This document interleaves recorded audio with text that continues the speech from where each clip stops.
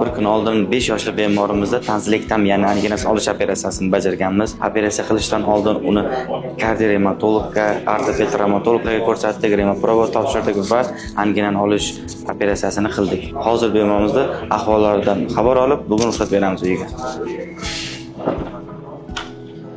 Assalomu alaykum. Yaxshimisizlar? Yaxshi, rahmat. Yaxshimisiz? Og'riqlar yo'qmi?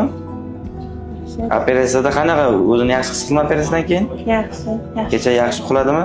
Yaxshi. Temperaturalari yo'qmi? Yo'q, yaxshi uxlash. Bugun ruxsat beramiz sizga.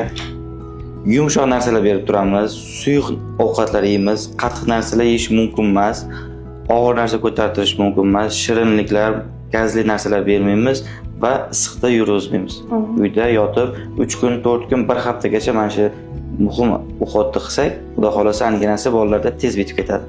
Xo'p, operatsiya zo'r bo'ldi hammasi. Rahmat, kattakon. Qo'lidan ko'rmasin. Yaxshi. O'zlaringiz guvoh bo'lasiz, bemorimiz ahvollari zo'r. Bugun xudo xolasa uyga ruxsat beramiz. Sog' bo'linglar.